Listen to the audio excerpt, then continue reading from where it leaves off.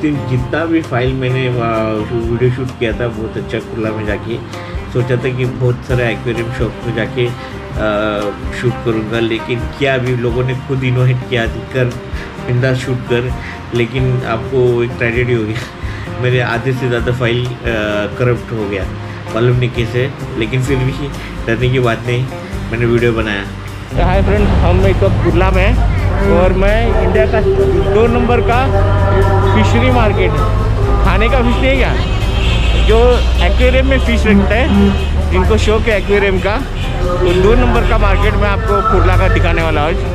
1 number market Calcutta में है और 2 नंबर का मार्केट मुंबई में और 3 नंबर का मार्केट जो है तमिलनाडु में है। तो आज देखते कुर्ला का मार्केट में आपको दिखाता हूँ, तो चलो मेरे साथ। तो दोस्तों मैं आपको दिखाता हूँ कि ये फ़िश मार्केट कहाँ पे है। मैं अभी कुर्ला इसमें उतरा हूँ बस स्टॉप के इधर, और ये सामने जो मॉल है उसको याद रखना, इसके ही राइट साइड से मैं अभी जा रहा हूँ ना, मेरे राइट साइड से जाना है, क्योंकि सीधा जाके फर्स्ट टर्न राइट लेंगे ना तो वही फिशरी मार्केट है, इंडिया का दूसरा सबसे बड़ा फिशरी मार्केट है।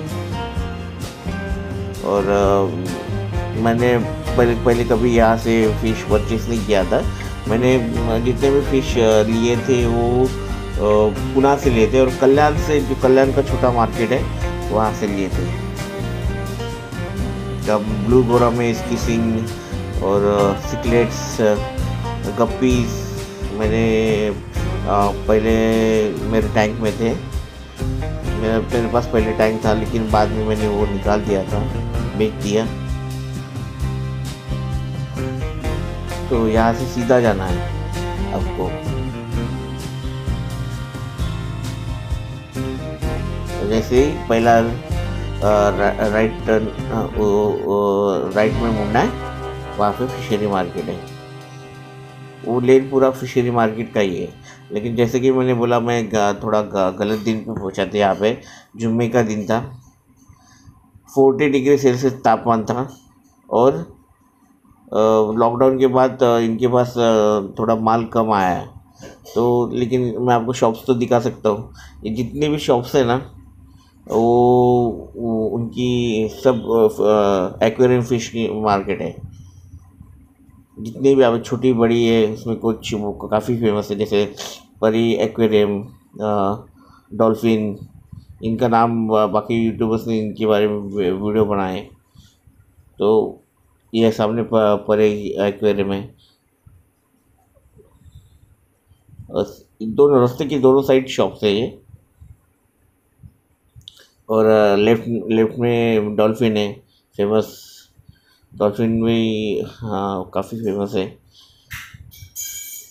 और यहाँ पे और एक लेफ्ट में दुकान है जहाँ पे सब टैंक के अंदर का जितना डेकोरेशन का जो मिलता है ना सामान, वो है। वो सामने जो ट्रक खड़ा है वो सब सामान ही, नया सामान को हाँ नीचे निकाल रहे थे। और ये जो है गोल्डन प्लाजा, ये पूरा लेन यहाँ पे फिशरी मार्केट है। ये भी पूरा लेन फिशरी मार्केट है। और मैं थोड़ा आगे चला गया और इसी लेन में सोचा, ज़्यादातर रेसिडेंशियल लग रहा था, तो इन बच्चों से मैंने पूछा कि आगे शॉप है क्या, तो उन्होंने बोला नहीं है। मेरे ख्याल से जुम्मे के दिन की वजह से शायद कुछ लोगों ने नमाज़ पढ़ने गए होंगे, तो उन्होंने थोड़ी देर के लिए दुकानें बंद की होगी। मैं अभी अगली बार अलग दिन जाऊंगा, लेकिन आगे दुकानें हैं, 2-4 दुकानें खुली थी। ये भी दूसरी शॉप है जहाँ पे पूरा फिश टैंक के अंदर का पूरा सामान वगैरह, टैंक्स वगैरह मिलता है। तो ये पूरा लेन वही फिशरी शॉप से पूरा है। अभी मैं परी कलेक्शन की तरफ आ गया हूँ, और यहाँ के जो दिखा रहा हूँ कौन सा कलेक्शन उनके पास है। परी कलेक्शन के सामने की दुकान है, और उनके पास भी बेटास थे। और यहाँ परी कलेक्शन में भी अच्छा उनके पास कलेक्शन होता है हमेशा। ये इनकी उनका कलेक्शन है। ये मेरे ख्याल से पैरेट है, छोटे पैरेट। ये टेट्रास है कलरफुल, डजन के हिसाब से बेचते हैं वो लोग। ये पूरा उन्होंने मुझे अच्छी बात है कि वो काफ़ी फ्रेंडली है और वीडियो बनाने दिया। खुद उन्होंने वीडियो बनाओ उन्होंने सीधा अंदर वेलकम किया, तो उनकी ये अच्छी बात है, वो वीडियो बनाने देते आपको। तो हाँ, ये जितने भी एरोवानास अलग अलग टाइप की फ़िश है, और पूरा उनका अगली बार क्या होगा, मैं अच्छे से वीडियो बना पूरा कौन सा फ़िश कितना साइज़ है और कितना उसका प्राइस है, वो सब बनाऊंगा आराम से। उनको फ़ोन करूँगा, और जब भी तब मैं गया था उनके पास बहुत कस्टमर वगैरह था, तो इतना मैंने ये नहीं लिया। मैंने सोचा सिर्फ आपको शॉप दिखाता हूँ ताकि आपको पता चले कि मुंबई में कहाँ पे अच्छा मिलता है। और मुंबई में वाकोला में एक शॉप है जो बेटा फ़िश की शॉप है, जो मैं उनके पास बहुत ही अलग कलेक्शन वो दावा करते, तो मैं वो भी देखना चाहता हूँ। देखो मुझे तो ऐसे छोटे छोटे जो सीक्रेट्स वगैरह कम्युनिटी फ़िश टैंक अच्छे लगते हैं मुझे बहुत अच्छे लगते हैं कम्युनिटी, खासकर सीक्रेट्स। और एरोवाना अच्छा लगता है, लेकिन एरोवाना का बहुत महंगा आता है, उसके लिए टैंक भी बहुत बड़ा चाहिए। आपको पूरी जानकारी चाहिए कि इसको कैसे संभालते हैं, ऑक्सीजन किसको चलता है, किस फिश को कौन सा ट्रॉपिकल फ़िश कौन सा है, कौन सी फ़िश को तापमान ज़्यादा चलता है, या कौन सी फिश जिसको ठंडा पानी चाहिए, तापमान कम चाहिए। तो उसको पूरा स्टडी करना चाहिए, तभी आप इसको अच्छे से, नहीं तो क्या फिश मर जाएगा। तो किस तरह से कौन सा पानी यूज़ होना चाहिए, कौन से फ़िश के लिए हार्ड, कौन से फ़िश के लिए सॉफ्ट वाटर यूज़ करना चाहिए। तो ये सब आपको सीखना पड़ता है। मुझे भी पहले मालूम नहीं था, लेकिन अभी मैं खुद बहुत कुछ सीख चुका हूँ। ये बेटास उनके कलेक्शन कम था मेरे ख्याल से उस दिन। मैंने बोला ना मैं अभी लॉकडाउन के बाद गया था इसकी वजह से। इसके बाद भी 2 बेटास मुझे अच्छे लगे तभी। ये जो ब्लू हाफ मून बेटा, मेरे ख्याल अलग भी कुछ नाम रहेगा उसका। और एक वहाँ पे गोल्डन बेटा था। इसको बेटा पहले फाइटर फिश बोलते थे, अभी बेटा बोलते हैं। तो वो मुझे काफ़ी अच्छा लगा, मैं आपको दिखाता हूँ। मैंने 2 परचेस किया वहाँ से, काफ़ी अच्छे थे। अब कहा कितने छोटे ग्लास में छोटे से टैंक में रखते हैं उसको, एक नर को एक टैंक में एक ही रख सकते हैं, जो फाइटर फिश है वो एक दूसरे के साथ फाइट करते हैं, इसलिए उसको एक ही अलग ही रख सकते हैं एक बेटा। तो मैंने 2 परचेस किए, एक ब्लू हाफ और एक गोल्डन बेटा मैंने परचेस किया। और मैं एक्चुअली टैंक भी परचेस करने वाला था, लेकिन मुझे टैंक मुझे अच्छा नहीं लगा। मैंने सोचा कि देखते हैं बाद में शायद हो सकता है मैं बड़ा टैंक ले लूँ, क्या पता मूड पे। लेकिन मैं फिलहाल 2 बेटा चाहता था मेरे घर में, तो मैंने उसके लिए जार लेके आया अच्छे से। जार में भी रखते हैं, जार में बहुत अच्छे से अलग अलग वो रहते हैं। तो जार मुझे मिल गया, मतलब 350 रुपये में मिल गया जार। ऐसा वो जो है पॉट उसमें भी रखते हैं, लेकिन मुझे पॉट बिल्कुल अच्छे नहीं लगते। तो यहाँ पे जो रास्ते की वो तरफ भी कुछ शॉप्स है, तो वहाँ पे भी देखना, बहुत सब बोला ना, बहुत फैला हुआ मार्केट है। तो वहाँ पे मैं गया और कोशिश कर रहा था कि कुछ सस्ते में टैंक वगैरह मिले, लेकिन थोड़ा टैंक की प्राइस ज़्यादा बता रहा था, ऐसा लगा मुझे।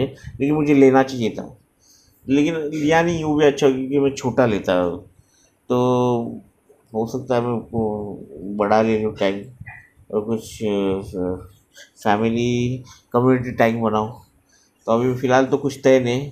फ़िलहाल तो मैं आया था वीडियो निकालने के लिए, आपको दिखाने के लिए कहाँ पे ये मार्केट है, लेकिन मैंने 2 बेटा तो परचेज की क्योंकि मुझे बहुत शौक था इसका।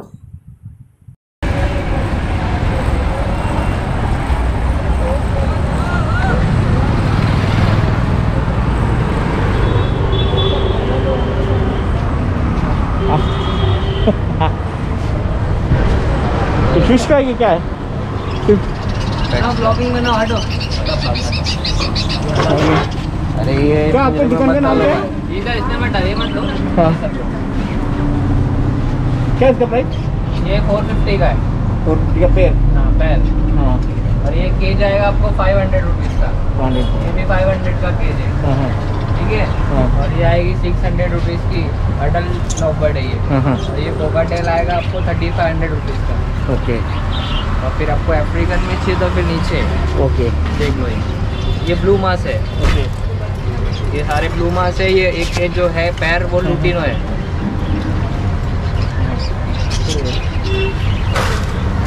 ठीक है। और ये साइड का केज आप लेने जाओगे तो आपको आएगा 800 रुपीज़ का। डालो ये भी वीडियो 800 रुपीज़ का आएगा ये वाला केज। ये वाला केज शॉप का नाम क्या है? शॉप का नाम है बैटल शॉप। आपको Thank you. Okay welcome. Rapid वगैरह भी अपने पास। अच्छा। और कैट्स वगैरह चाहिए तो कैट्स वगैरह भी है।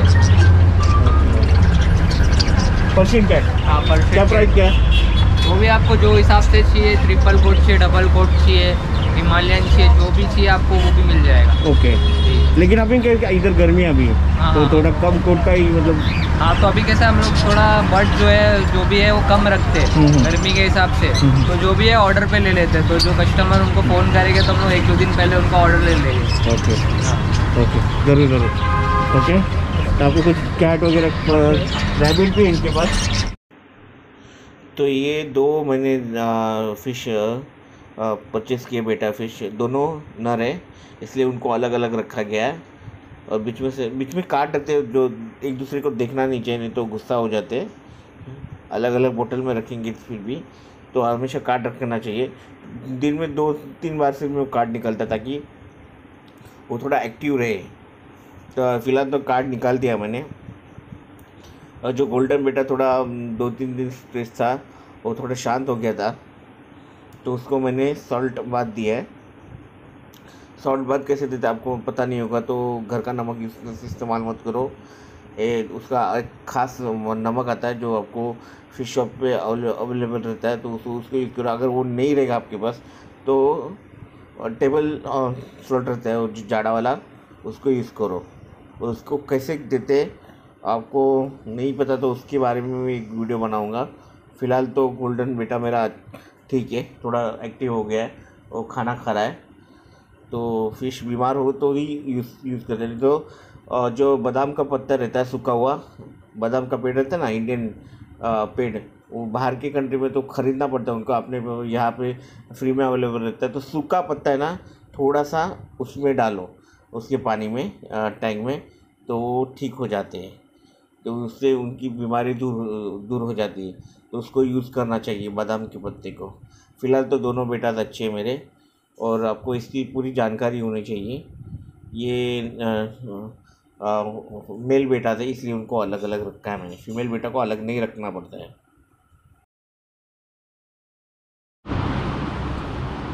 अभी जो भी फ़िश मैंने लिया है, जैसे कि ये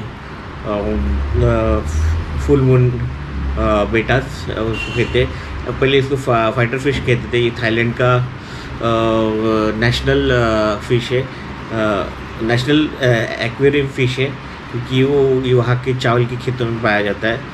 बहुत सारे वियतनाम, कंबोडिया ये जगह पे। लेकिन थाईलैंड में क्या होता था, ये वो लोग उसका फ़ाइट लगाते थे इसलिए, और पैसा कमाने के लिए, वो अभी बंद हो चुका है और इसलिए उसको फाइटर फिश कहते हैं। लेकिन अभी ये बहुत सारे कलर्स में पाया जाता है।